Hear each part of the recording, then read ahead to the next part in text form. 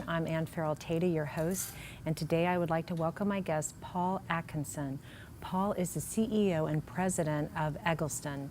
And our issue today is economy, and our topic is the job market for the disabled. So Paul, thank you for being here with us today. And it's great to be here with you. Can you tell us a little bit about the history of the Eggleston? Well, Eggleston was started in 1955 by a group of concerned parents that children didn't readily absorb into the adult job market. So a group of parents came together. They said, we need a program that will help aid our children to get the training and support they need so that they can be employed. And over the 60 odd years, the programs and services have grown and changed, but the core of what we do is provide job opportunities to adults that have disabilities. So do you call them clients or? Well, lawyers have clients.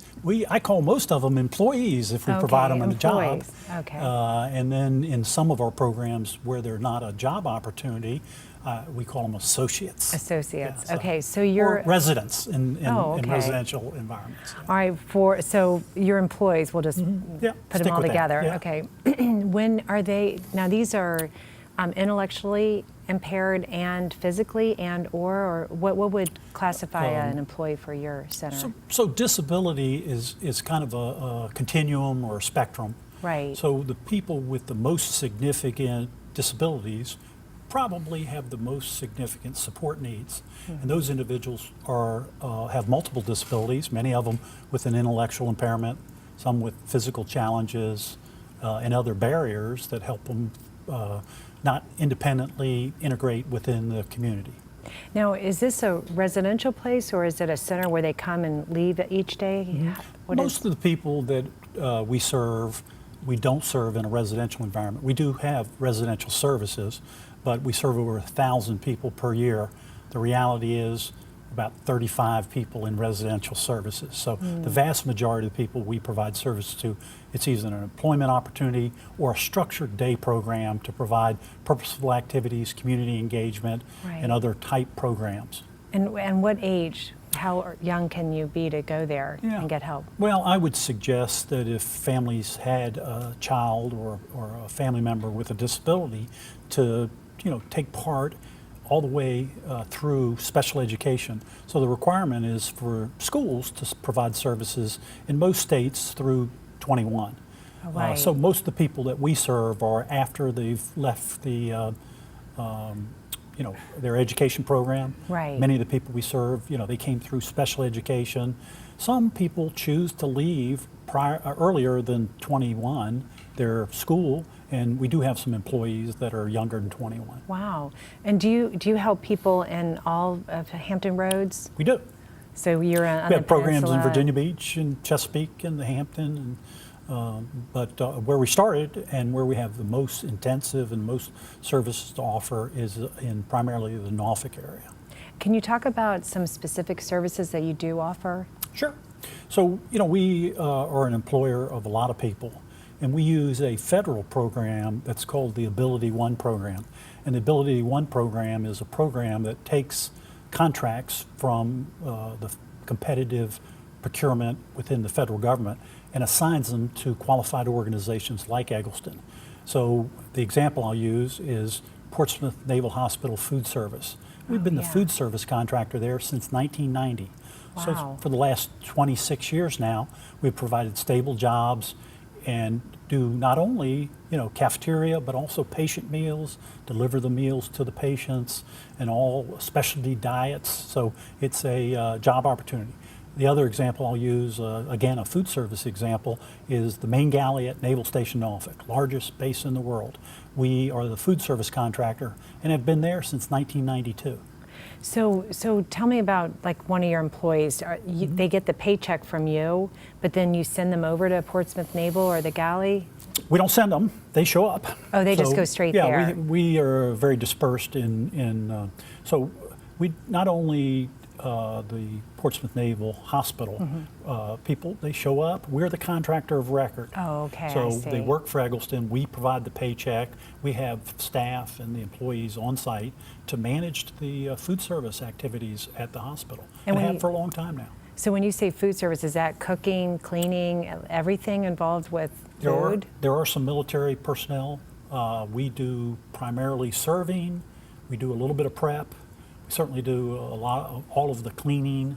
We deliver the patient meals. We build the trays that will go to the patients. So when you're on a specialty diet, maybe there's somebody that it can't have peanut butter or can't have certain. So we have very strict controls, and there is actually a kind of an assembly line where patient meals are built according to what are the dietary restrictions. And how do you train them? Do they come get training obviously before they go, or is it on-site training? It's on-job training. In other words, what I like to say it's not science and matching a job opportunity that we have to somebody that needs a job. It's more art. Yeah. So we have some great staff that have worked there for a long time, and they assess, can this person learn that job?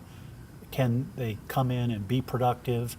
And it's on-the-job training in those environments. So as far as like a referral service, do you have the schools, because you said they're in school until they're 21, are they in schools and then the parents are told you might want to try Egleston, or how do you get your employees? Yeah, the schools are required to provide transition services. Oh, okay. So they're required to tell parents and children that receive special education, and they're supposed to be planning those transition activities well before they leave the school system. Right. So some parents do a good job, some don't do quite as good a job, but also parents talk to one another. Right. So when one parent has had a good experience or a bad experience, they share that, and normally at the end of school, we get contacted by a lot of people. They're what's gonna happen to my kid in September when school starts, but they've aged out of special education.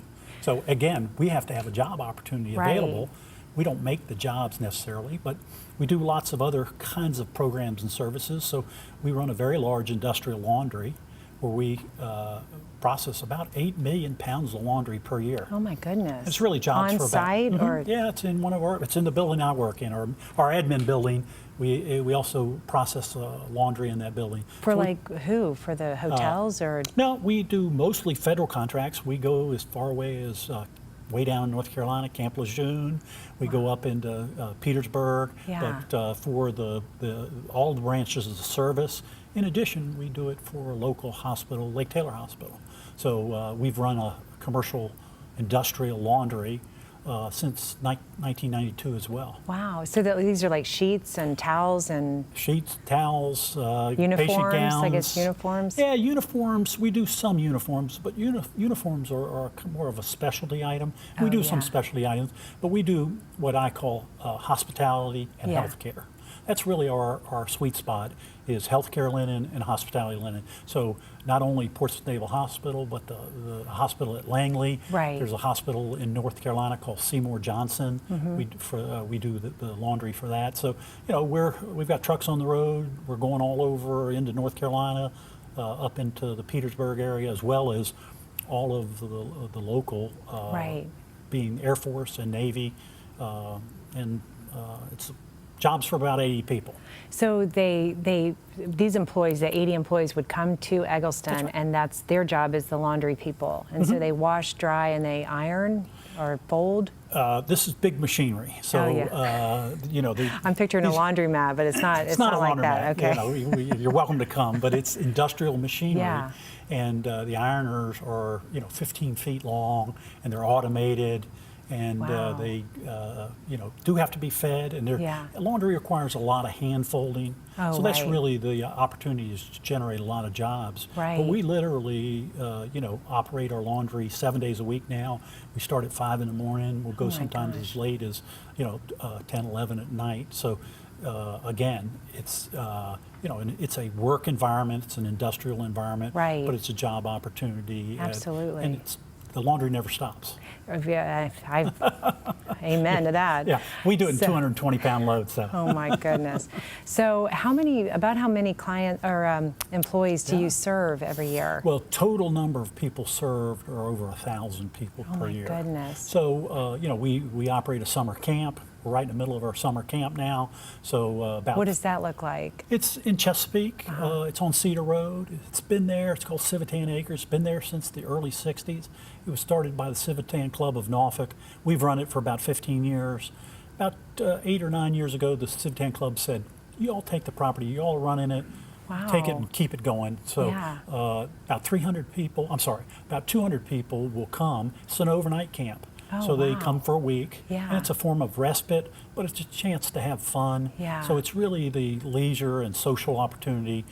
So when we look at our programs, what we try to look at is the whole person. Right. So we do residential services, we do jobs, we do day programs for folks, and then we do some social things. So the summer camp is a respite Yeah. for families sometime. We've got great stories where, you know, there have been parents that have had 24/7 care for 25 years, never been apart from their children for Wow. 25 years, even for a night. And they begin to feel comfortable enough, and then they get Yeah. a week's worth of respite so that they are not responsible for their child for a week.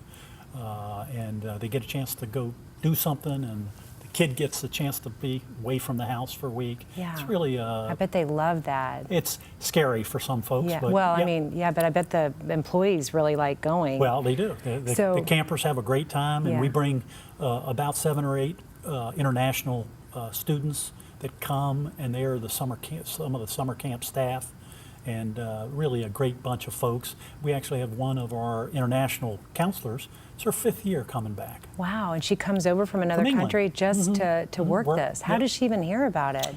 We went through a program, a national program called Camp America. Yeah. There's a lot of recruitment of summer help, not only in food service, but Yeah. also in camps. Right. And there's a program called Camp America where students, I've got one woman, young woman that she's studying to be a dentist. Oh, And this was her chance to come and work during the summer. She got a chance to work with folks with very significant disabilities. When I talked to her, she said, it's going to be a great experience because it made me feel much more comfortable being able to serve people with intellectual disabilities. When she goes Sure. back to England, I believe she's from Scotland. England or Scotland, one of Yeah, those. one of the- But when she goes back and becomes a dentist, she says, it'll be a great experience. And, you know, a lot of folks are fearful of providing services. So it's hard for folks that have children and family members with significant disabilities to find a dentist even. right. So, Yeah, that's true. So, what the campers that come to the camp, are these campers that they are not working? Are well, they- everybody needs a vacation, right? yeah. So is it some that this is their vacation? Some folks we provide service to. Many of the people that come to camp, we don't provide a program other than the summer camp experience. yeah. They may be involved in some programs for other nonprofits that might serve them, or they may work in competitive employment somewhere. Right. But you know, they look forward to coming to camp, and we Oh, I'm literally have sure. folks that have come to camp for 25 years. So that you've been doing this for 25 years? Well, This- I know you took it over yeah, from the the Civitans, program's but been they there since the early 60s. that is amazing. Mm-hmm. Well, we are going to take a break in just a minute, but when we come back, I want to ask you, continue a little bit about the job market for mentally challenged and disabilities. But we're going to take a break. Okay. And I am Ann Farrell Tata, that you've been watching Joy in Our Town. We're going to come right back with Paul Atkinson from Eggleston. Thank you. Hello and welcome back to this edition of Joy in Our Town. We're going to continue our conversation with Paul Atkinson. Paul is the CEO and president of Eggleston, and our issue is health. And we're going to switch gears and talk about veterans and brain injuries. But before we do that, we're going to continue a little bit about the job market in Hampton Roads for disabled. Thank you for staying with us. Sure. Welcome back. Good. So, Paul, I am curious. You know, it sounds like that you service 1,000 people. Will there need to be jobs for those? And you provide some at your center. But can you talk a little bit about what the job market looks like for the disabled? Well, within the disability community, it's always been, I've been around it for a while, 70% unemployment among people with disabilities. So, you know, it's one of the group of people that, have very difficult times for a number of reasons of gravitating into the job market and retaining work opportunities. We at Eggleston, really, we serve 1,000 people, but Right. there's far more people that could benefit from an organization like Eggleston helping them provide job opportunities and placing them. One of the things we didn't talk about is the number of community employers that we work with where we place people. Right. So they don't work for Eggleston, they're on another company's payroll. Yeah. We're the host employer of a lot of people, but we would prefer to train and place people out in businesses. Sure. So the example I'll use is we've got a fellow, Sean, that we placed over 20 years ago at Walmart. He's still there. Wow. Got a chance to talk to Sean a couple months ago, and he was telling me he's planning his retirement from Walmart. Oh my gosh, that's fantastic. So that's a big part of what, but when you look at the national statistics, we really haven't moved the needle on employment of people with disabilities. And again, a lot of reasons for that. Yeah. At Eggleston, we try to provide the programs and supports, and if somebody wants to work, we try to find work opportunities for them, either internal or external to Eggleston. So, we do a lot of businesses. So we have a self-service dog wash called Let's Go Pet Care. We have a garden center. We do custom embroidery. Wow. We do document destruction. We do document conversion where we load documents up to the cloud. Yeah. All of those are business opportunities that we've generated to try to provide a variety of different work experiences for people because not everybody wants to do laundry. Right. So, You like to there give are them options. Yeah, different options and be able to create a career ladder for some folks. The example I would use is our document management program. So we do a lot of document destruction for local companies. Oh, wow. But then we began to look at, well, what else could we do in the document space? And we partnered with an outfit in Virginia Beach called Doma Technologies. And we use Doma's platform to scan and store documents on the cloud.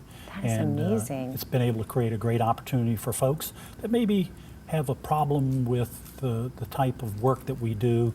A lot of our work is very physical work. So we do Yeah. grounds maintenance, we do laundry, we do cleaning, we do food service. All that requires a lot of stamina and you're working on concrete and it's hard work. Yeah. Document conversion, you get to sit at a workstation, we got carpet under your feet, Yeah. you can dress up. AC. Yeah. And So have you been able to move the needle as far as businesses that you're partnering with to provide some opportunities? well, we Has that work with a lot increased? of great community partners, and a lot Yeah. of them, work well. Again, there are always more people that could benefit from Right. our services than our ability to generate work. We don't just make work for the sake of making Yeah. work. We have to have a reason. relationship Right. with other businesses, whether it's the federal government and our federal work through the Ability One program, or with local businesses or the public that will come and do the self-service dog wash or Yeah. doggy daycare at our Let's Go Pet Care Center, or come to shop at our garden center, or custom embroidery that we offer in another business line. And again, it just requires people, Right. citizens, or businesses to partner with us and be willing to use one of our services. And we'll create the job if they buy the service that we can offer. So do you find that the retention rate is higher with your employees, or do they make better employees? Well, that's, Or is it there's the always, same as- there's as always the, an overgeneralization, but we have people that have been affiliated with us for 40 years. Yeah, I mean, So, that's, they've they been, make good employees. Well, We're saying abs- that for the businesses out there to It- let them know. make great employees, Yeah. have some more barriers than other people sometimes. It's just transportation, if Right. you don't have a car, depending upon where you live and where you work, public transportation may not be an option for you. Do you help with that? I mean, is that We a don't take service that you people provide? to and You from don't? work opportunities. We have some other programs where we do provide transportation, but it's, again, when you think of a continuum or a spectrum of disability, people with the most significant disabilities are provided funding for services by the government Right, in many ways. right. And transportation It's probably is going to be included. one of the things that they're going That to makes be able sense. to get. But Do you guys use a lot of volunteers, or is that something that we do. you are always looking Yeah, for? we have a volunteer coordinator, and we're So always you- looking for volunteers. So for people that hear this and want to help, that you have we do. opportunities. Yeah. So can you talk about the 33 different programs that Mm-hmm. you operate in 18 locations. That yeah. sounds daunting. Well, I've mentioned a few, but some of them that I haven't mentioned is, for example, in Virginia Beach, we operate Beacon House, which is not a house. It's a clubhouse for people that are dealing with a traumatic brain injury. So it's part of our brain injury services to be able to help folks that have sustained a very significant brain injury, life-changing event, and their efforts to, regain some level of independence, hopefully maybe be able to return to work. So Wow. have a great example of a gentleman that just had been attending our Beacon House program for a long time, a veteran, was in an injury, sustained a traumatic brain injury, and now he's working on our landscaping crew. He said Wow. he wanted to work outside, he wanted to do physical work, so he's now working with our landscape crews. So at the Beacon House, who's there? Are they psychologists or doctors or Nope, neither one. It's really, a what it's called a clubhouse model. So the clubhouse model is that all of the people that attend are called members. Oh, yeah. And the members structure their day and time, and there are paid staff there, but the members do things like clerical work. They make a meal, so Wow. the folks are able to learn some skills of just following directions, being able to be a little more independent in terms of making meal, and then they also take care of the maintenance of the property. So whether it's cleaning, but it's built on a program that was created many years ago for people with mental health challenges, Oh, yeah. and there are very few of these clubhouse programs across the country. In Virginia, we're fortunate to have 6 programs across Wow. the state. Wow. And the one that we operate for, it's really funded by the Department of Aging and Rehabilitation Services. Oh, okay. So that's where the funding for Beacon House comes, and we operate that program. And it's a Monday through Friday, 5 days a week, That's where fantastic. people come and learn to get along with others Yeah. and operate the clubhouse. how many members are? About 40. Is that kind of a standard number? I mean, No, or does no. it go up and down? Well, I mean, in a year, do yeah. people drop out? They and do, New and some ones people come some and don't come. Yeah. But on any given day, 20 to 25 people attend every day. That's amazing. So, can you talk a little bit about your new residential facility that's about to open? Okay, well, we just renovated a home on our Civitan Acres property That's in in Portsmouth. Chesapeake. Oh, Chesapeake. I'm sorry. And we worked with a local group called the AGC, the Association of General Contractors. And they took it on as a signature project for them. And we just finished renovating it. We have our occupancy permit now, and it'll be a nice, safe, and affordable home for 4 individuals that have pretty significant support needs. The whole house now is all wheelchair accessible. That's all the bathrooms great. wheelchair accessible. So we renovated an older home on the property. That was the caretaker's house. Yeah. We didn't need a caretaker anymore, so we took the house and we renovated it. So there's 4 more people that'll have a place to live. Now, will they have supervision, or are They these will. people that don't need?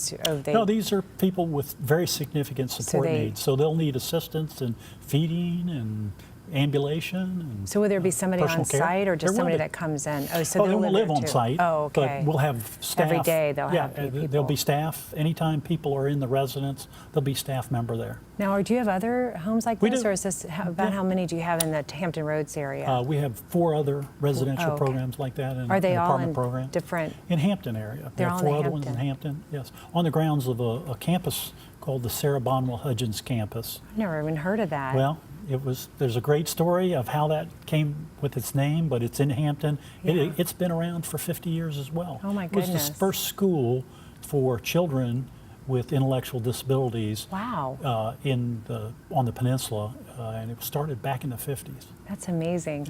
So, what kind of things are you doing to help veterans in our community? Just replicating a program called the Warrior Bridge Program. We really take some of our current assets. So we employ a lot of people. And when you look at the transitioning veterans that have very significant challenges in transitioning out of the military because of injury, Yeah. and there's many injuries, PTSD, IUD, traumatic brain injuries. So we serve quite a few veterans right now, but we have a concentrated effort to try to look at what assets we have and provide some transitional employment So for those folks that are experiencing very difficult challenges, when you look at some veterans, high homelessness within the veteran population, need for very specialized services for that population. So that's what our Warrior Bridge program is all about, is linking them with services. The other thing we do is we do a fairly large donated car program, and we auction cars every other Saturday. Really? And we have a repair facility for vehicles. So that's an opportunity to maybe employ some veterans, but also help them in terms of reliable transportation. Again, one of the things that everybody needs in order to hold a job and get a job is normally to have some transportation. Yeah, Wait, so tell me more about that, because we actually have an old car that we were trying to figure out. I don't think it's worth selling, but what is the criteria for accepting cars? We tow them away so they don't have to run. Wow, so you take any we take kind of car. any car, yes. And then we do a sort of a triage on the car, and we say what's going to generate the highest benefit to our organization. So some cars, really the highest return for us is to sell it as scrap. Okay. But other cars that can be fixed up, we do repair cars. We've done everything from changing engines and transmissions and get them running again. That's amazing. We have a crew of about 8 guys that all day long they clean cars. That's their job, to clean cars, get them ready for the auction. So, whether it's really going in and doing a deep cleaning on the interior of cars, working on the outside and restoring the paint and the finish on the out car. And then every other Saturday we hold an auction at our military highway location. Wow. So there'll be no judgment zone, right? No judgment, not at all. If we end up doing that? That'd be wonderful. It'd be a way to help somebody. Well, I need to get your card too after this. Paul, thank you so much. I've known about the Eggleston, but I really didn't understand the depth of all the services that you provide, so I really appreciate you coming out today and telling us about it. Well, thank you. I am Ann Farrell Tata. You've been watching Joy in Our Town with Paul Atkinson from the Eggleston, and we will see you next time on Joy in Our Town. Thanks for watching.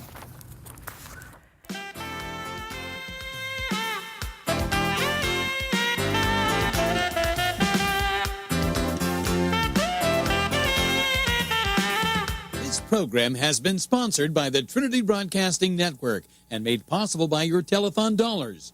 Your continual support can keep Joy in Our Town brought to your home every day. So write Joy in Our Town, P.O. Box A, Santa Ana, California, 92711.